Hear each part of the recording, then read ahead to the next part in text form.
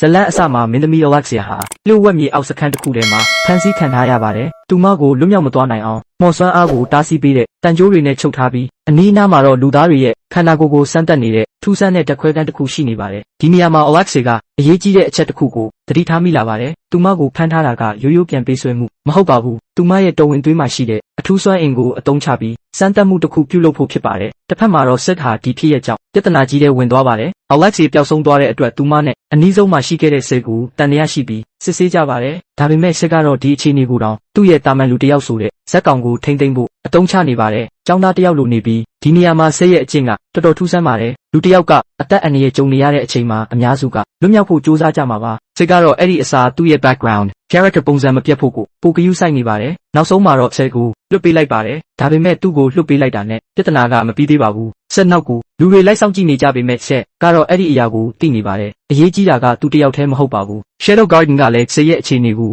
နောက်ွယ်ကနေစောင့်ကြည့်နေပါတယ်။အဲ့ဒီနောက်စစ်ရဲ့အခန်းကို Alpha ရောက်လာပါတယ်။ Alpha Next တွေ့တဲ့အချိန်မှာ Shadow Garden အကြောင်းကိုဆွေးနွေးကြပါတယ်။စစ်အတွက်တော့ Shadow Garden ဆိုတာသူငယ်ငယ်တုန်းကဖန်တီးခဲ့တဲ့ဇလန်တစ်ခုရဲ့အစိတ်ပိုင်းလိုပဲဖြစ်နေတော့မှဒါပေမဲ့ Alpha တို့အတွက်တော့အဲ့ဒါကတကယ်အဖွဲ့အစည်းပါသူတို့ဟာ Devil's Cult ဆိုတဲ့လူ့ဝက်အဖွဲ့အစည်းကိုအမှန်တကယ်ရှာဖွေပြီးတိုက်ခိုက်နေကြပါတယ်ဒီအချက်ကဒီဇလန်ရဲ့ရေးစရာအကောင်းဆုံးအစိတ်ပိုင်းတစ်ခုပါစစ်ကသူ့စိတ်ကူးရင်ဇလန်ကိုပြောခဲ့တာကိုတကယ်အဖြစ်ပြက်တစ်ခုလို့ Shadow Garden ကဆက်လက်လှုပ်ဆောင်နေပါတယ်စစ်ကတော့သူတို့ကိုအယမ်းတော်တယ်လို့ထင်နေပြီး Shadow Garden ဘက်ကတော့ Sid ပြောသမျှဟာအရာအလုံးရဲ့အခြေခံမှန်တရားလို့ယုံကြည်နေပါတယ်ဒီလိုနဲ့ Royal Capital ထဲမှာ Shadow Garden ရဲ့စစ်စင်ရေးစတင်လာပါတယ်သူတို့ရဲ့ရည်ရွယ်ချက်က Devil's Cult ရဲ့လှုပ်ဝက်အခြေစိုက်နေရာတွေကိုရှာဖွေပြီးတပြိုင်နက်တည်းဝင်ရောက်တိုက်ခိုက်ဖို့ဖြစ်ပါတယ် Shadow Garden အဖွဲ့ဝင်တွေဟာအုပ်စုငယ်တွေခွဲပြီးနေရာမျိုးမျိုးကိုဝင်ရောက်ရှင်းလင်းကြပါတယ်ဒီအချိန်မှာ Shadow Garden ဟာကလေးတွေကစားတဲ့လှုပ်ဝက်အဖွဲ့တစ်ခုမဟုတ်တော့ဘဲတကယ်စစ်စင်ရေးအဖွဲ့ကြီးတစ်ခုဖြစ်လာပြီဆိုတာသိတာလာပါတယ်တစ်ဖက်မှာတော့ Alexia ရှိနေတဲ့ဓာတ်ခွဲခန်းမှာလည်းအခြေအနေပိုဆိုးလာပါတယ်Cult ရဲ့စမ်းသပ်သူတွေဟာလူသားတစ်ယောက်ကိုပုံမှန်လူသားမဟုတ်တော့အောင်ပြောင်းလဲဖို့ကြိုးစားနေကြပါတယ်သူတို့ရဲ့စမ်းသပ်မှုက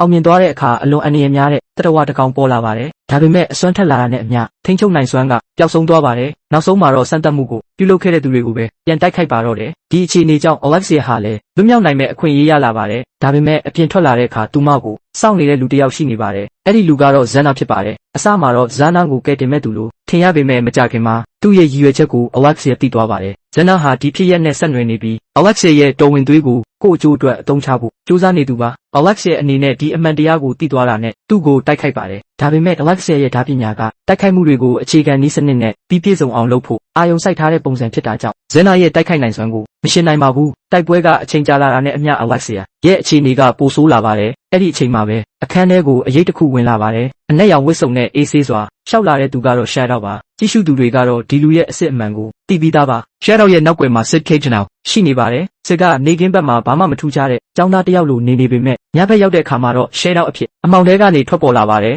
Zenon က Shadow ကိုရန်သူတစ်ယောက်ဖြစ်သတ်မှတ်ပြီးတိုက်ခိုက်ဖို့ပြင်ဆင်ပါတယ်ဒါပေမဲ့သူမသိတာတစ်ခုရှိပါတယ်သူရှိမှရက်နေတဲ့သူဟာတာမန် Knight တစ်ယောက်မဟုတ်ပါဘူးသူဟာ Shadow Garden ရဲ့အဓိကခေါင်းဆောင်ဖြစ်ပြီး Devil's Cult ကိုအရေးထဲကနေတိုက်ခိုက်နေတဲ့ Shadow ကိုယ်တိုင်ဖြစ်ပါတယ် Alexia ကလည်း Shadow ကိုမြင်လိုက်တဲ့အခါအံ့ဩသွားပါတယ် Sid အနေနဲ့တော့သူ့ရဲ့ Shadow ဇက်ကောင်အတိုင်းအေးဆေးပြီးလှုပ်ဝက်စမ်းကျဲတဲ့ပုံစံနဲ့ရက်နေပါတယ် Zenon နဲ့ Shadow တို့မျက်နှာချင်းဆိုင်ရက်လိုက်တဲ့အချိန်မှာတော့ဒီတိုက်ပွဲဟာပုံမှန်တိုက်ပွဲမဟုတ်တော့ပါဘူး